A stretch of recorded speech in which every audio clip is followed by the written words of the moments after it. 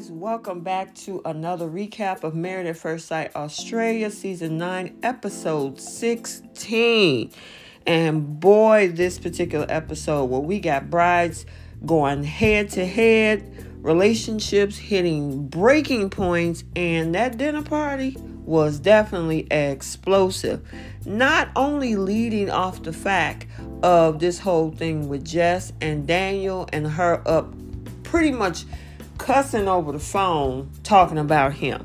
But before we unpack all of this, if you are new here, hit that subscribe button, turn on those notifications, set it to all so you'll be notified every time I post. If you like the video, smash that like button and drop a comment down in the comment section below, because I enjoy all of you guys' comments and I like interacting with you guys. So without further ado, let's jump into this. So Jess has been really in a place where she is just not feeling Daniel. As I said before, she was going off on the phone at 1 a.m. to whoever she was talking to about Daniel. Now, just to kind of give you a heads up on a missing part of the story. So apparently Daniel is her second groom, because this guy, Simon Blackburn, they had to actually remove him because the fact that, you know, after his rant on social media that was pretty much offensive and shocking. Her friends, of course, did the research. They found all of this stuff, told her about these red flags. Producers jumped in and definitely ended this guy's opportunity to be on the show. So they had to find her another groom, which in this case is Daniel, and look like we can see where that's going to.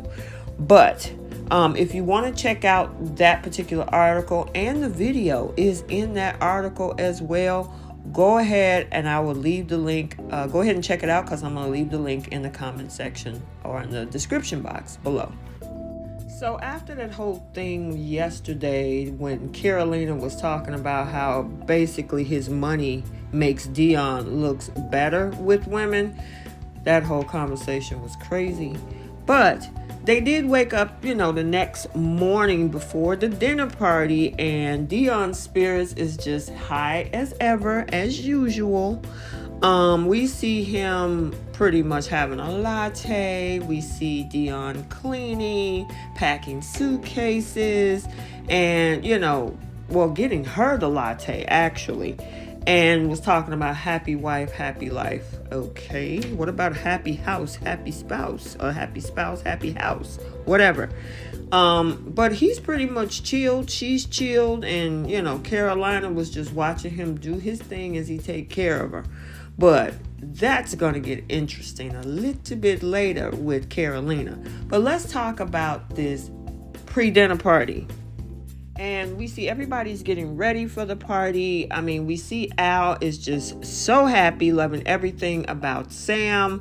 And then things are making a little bit of a turn for Celine and Anthony, where there's this whole thing about Anthony putting his feet on the coffee table and how she thinks that has something to do with bad hygiene.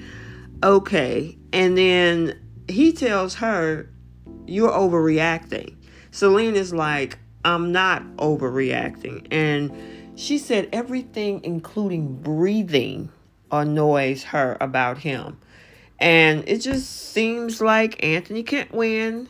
Well, I mean, seriously, those two, I'm just over it. Then we also see Daniel and Jess is getting to a huge tiff over the word or the phrase, "turn the aircon up," because he's freezing. She turns around him and corrects him and says, "Don't you mean turn it down?" And so it was this back and forth, tit for tat. And Daniel was just over it. He was like, you know, "I think you hate me.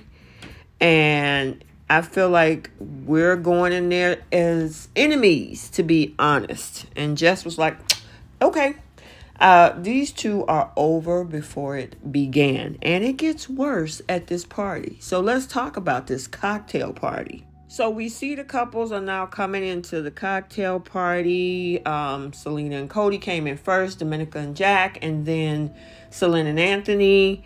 Yeah, then this whole thing, I mean, it was crazy. I'm telling you, Al and that Chewy. I'm surprised Sam didn't get mad this time, but obviously it was an initiation for the new folks. But, you know, the thing is that this thing took a turn for the worse, because at dinner, Domenica is noticing things about Jess that she doesn't like and how she's treating her husband. And Daniel can't get a word in. Jess is just over talking him, talking about, oh, you know, he takes everything I say the wrong way and he thinks that I'm out to get him. And every time Daniel tries to interject, he gets cut off. And pretty much Domenica and Tamara, you know, they're looking at her like, can we get the full story? I mean, really, us fans need the full story since you so upset. And then, of course, she admitted to, you know, calling Daniel and saying that he's being a little B during the moments that they had at the honeymoon. And Domenica was like, look, aren't you just going to give it a try? You're pretty much acting like a child. Jess is definitely not happy with that. And she's, you know, I heard, you know, we all saw her talking to, you know, the cameras, like, what is she, the fourth expert? Because apparently she is. She needs to butt the F out. Domenica called her an immature princess. She didn't get what she wants, so now she wants to throw a tantrum. And then we see Jess just pretty much get up and leave. Yeah, that whole thing was crazy. But them two, they're going to butt heads seriously. Let me ask you guys, do you think Domenica should have just stayed out of it? Or was she right in confronting Jessica? Because those two were going head to head. Seriously. I mean, of course, Jessica left because she got called out for her behavior, because she was being rude. Whether she didn't like the guy or not, she was over talking him. And, you know, she basically put out to the table that he was a little B word. I mean, seriously. But you know what? She got called out. She couldn't take the heat and she left. But Daniel is about to have something else brewing. Let's talk about that in a little bit. So here's the other situation that's going on at the table, because Selena and Cody are also struggling. Cody said that this was the worst week in their relationship.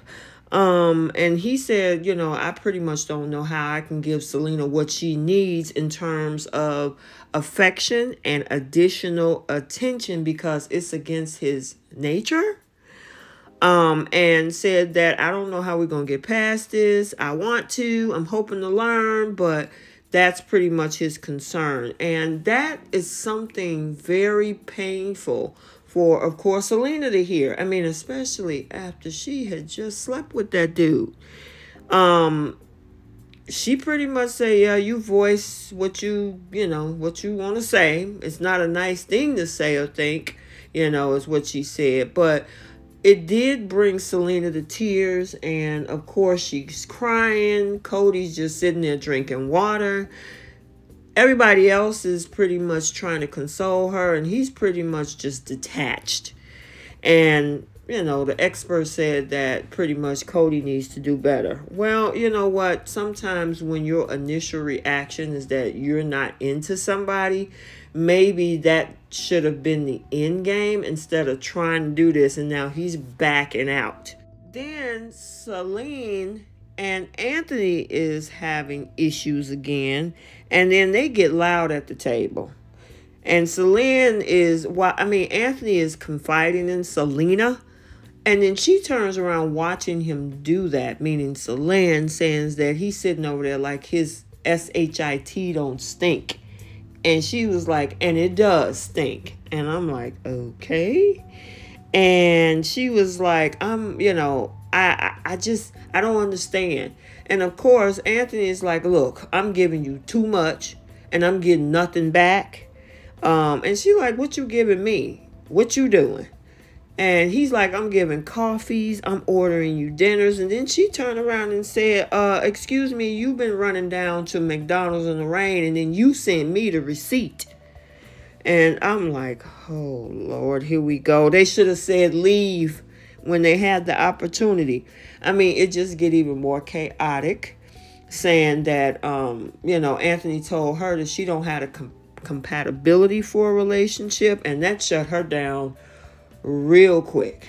They should have just left, And I mean, maybe this now ties into that whole radio show. I don't know, but I'm over them too.